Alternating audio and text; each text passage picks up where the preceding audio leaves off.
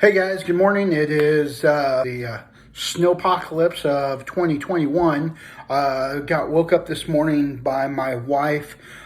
We had lost our heat during the middle of the night. As you guys know, I have a dual fuel heat pump, which means I've got the heat pump outside that runs until it gets down to critical temperatures, and then my gas furnace takes over. The reason why we call it dual fuel, first of all, is that it's got electric heat for the heat pump. It uses the compressor and it compresses the refrigerant and combines that energy together, packages that energy together where we release it in the coil, okay?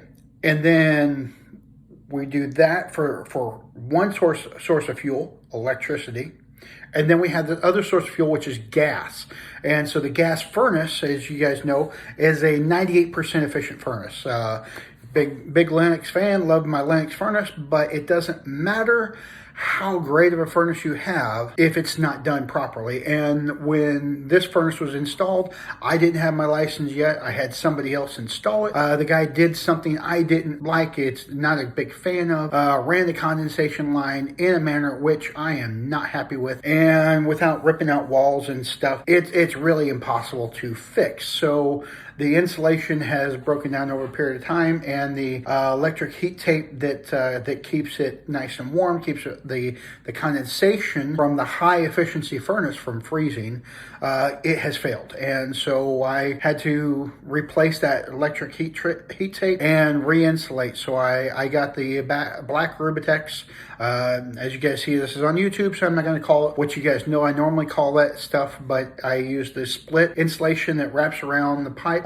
So I got plenty of it to run it the full length, cut out a bad spot where it had split in the past, and I got all that taken care of, put the whole thing back together. Honestly, with fighting with it this morning, trying to get defrosted and everything, I've been working on it since 5 o'clock this morning. And so not straight through, but just got it up, got messing with it. If I had all the tools, all the supplies and everything here, I wouldn't have had to gone out in the snow today. And in the middle of all this, another buddy calls me with his 90 plus furnace, and come to find out his is frozen up as well. So I went by, got his up and running, got my supplies, came back. His is actually installed in the garage, and then he has a garage heater. And I said, why are you not running your garage heater? He goes, because it just heats the garage. I said, yeah, but your water's freezing in your garage.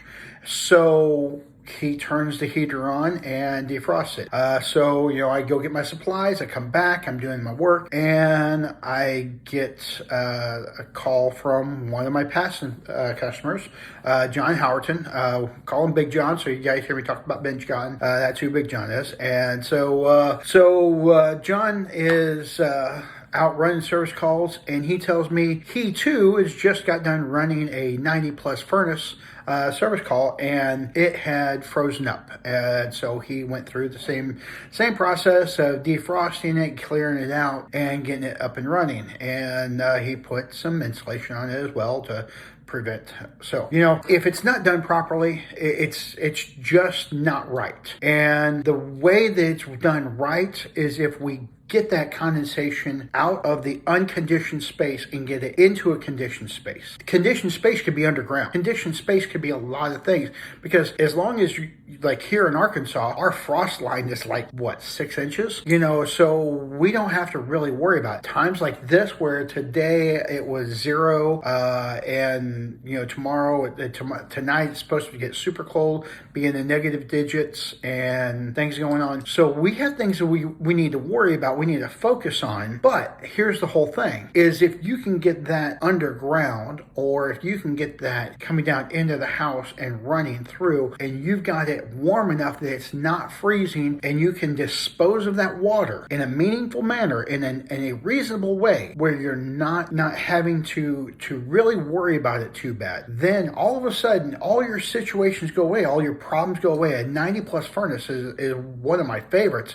Honestly, you can save more money. The thing is, you can get the high SEER air conditioners. They cost a whole lot more. The high efficiency furnaces don't cost that much more than a standard furnace. The installation isn't that much harder. You just have to have them in the right location. I mean, think about it. You don't use a hammer when you need a screwdriver. I mean, sometimes I do, but you shouldn't. And so the answer is, if you use the right tool for the right job, you're going to have the right outcome. So if you're trying to fit this 90 plus furnace into an application that it will never fix, it will never work, it will never operate properly, you're going to have problems. And my 90 plus furnace is in my attic. Yes, I am an HVAC guy. Yes, I teach HVAC. And I'm probably this summer, when it's not that hot out yet, and school's out, and I'm able to go up there and do some work, I'm going to reroute that whole condensation line, and I'm going to actually enclose that whole area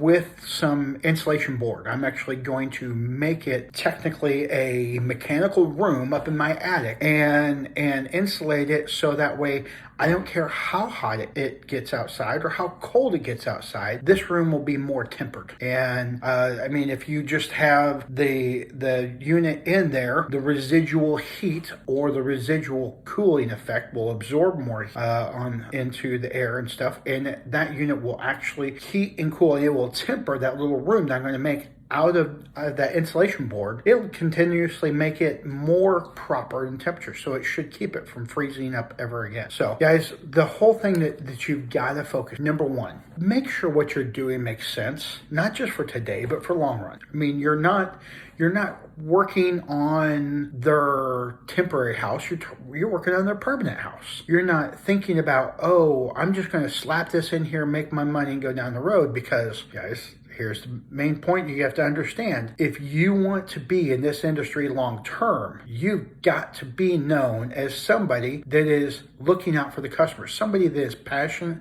for taking care of the people that are out there. And so you get into these situations where you're seeing problems down the road. If I do this, if I do what the customer really wants me to do, if I do the things, then steer them clear of that.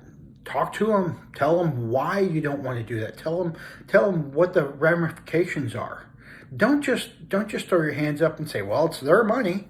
Sometimes people just have to make stupid mistakes.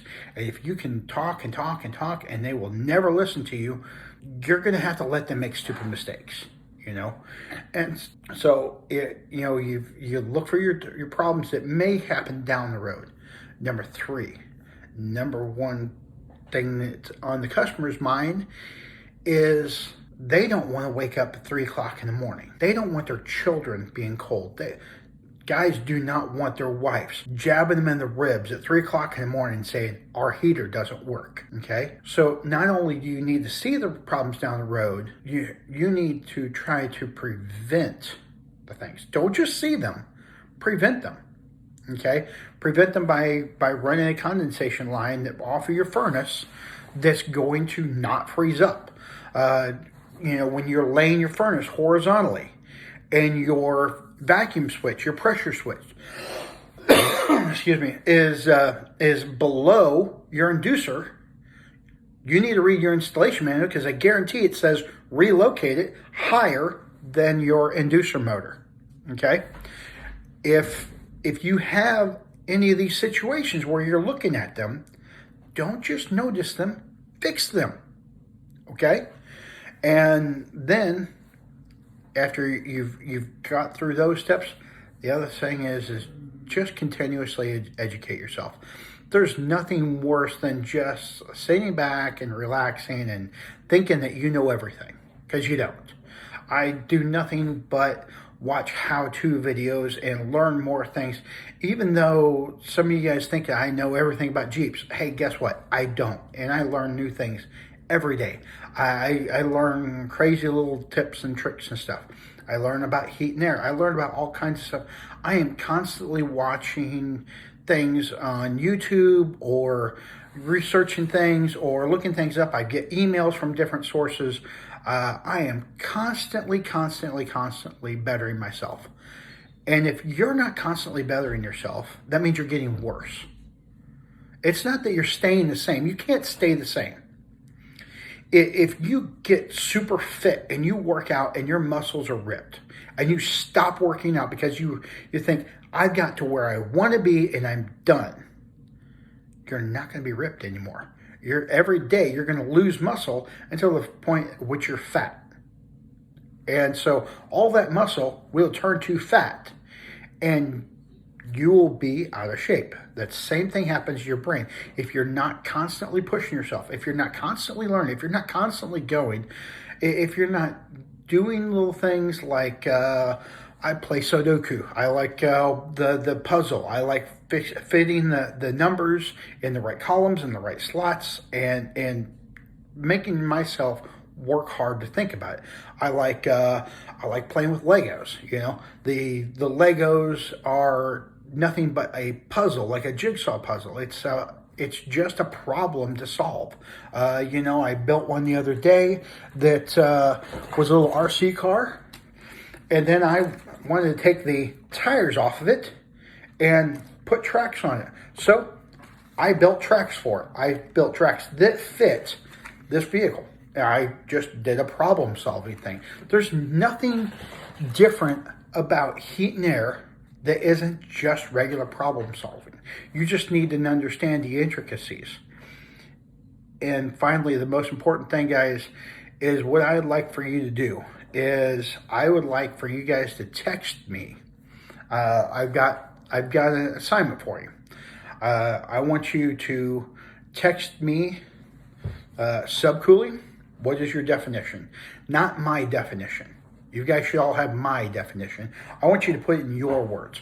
Text me your definition of subcooling, your definition of superheat. Okay? I want to know what the definition is in your words, and I want you to tell me how you're going to find it. You know, what the application is. Do you use subcooling when you're trying to troubleshoot for which metering device? I'm not even going to say. I want you guys to text me and answer that question. Subcooling you use for blank. Superheat you use for blank. I don't want you to just rush through it. I want you to actually research it if you don't know the answer. I want right answers, so, Google it. Look it up. I don't care. Just get me the right answer, okay? I also want you guys to look on YouTube, and I want you to find 2 videos.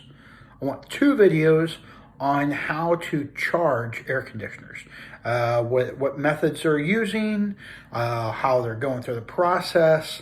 I want you to critique the video with what you know and see if you agree or disagree with what they say. You've already seen in class what we've been doing so far. You've already gone through some of the processes. I want you to critique what's going on. And the last thing, I'm going to give you the website or the Facebook or our YouTube account. It's called HVAC Hacks and Other Screw-Ups. I want you to go there, and I want you to find, they always have things that are good, but they always have things that are bad. I want you to find at least 2 bad things that you can find on HVAC Hacks, and not just find them, send them to me and tell me what's bad about them. What you would have done differently, or, if it's so over the top ridiculous and you're the one there, how would you go about solving the problem? And it could be heat problems, it could be air conditioning problems, it could be ductwork problems. I don't care what this one is. This last one, I want you just to find a problem and tell me how you would solve it. Okay? So that's your assignment for this crazy Monday, February 15th, 2021, snow apocalypse. And hope you guys are staying safe and not out there running around bashing your vehicles in. If you get stuck, give me a shout and I'll come help you pull you out. And but if you have any problems, you know how to get a hold of me. Call me, text me. Don't email me because I don't check my email. You guys know that. So just run through those things and we'll go from there. All right, guys. I'll if I don't get to see you tomorrow, we'll do another video and go through some more stuff for tomorrow. But until I get to see you again, have a good one.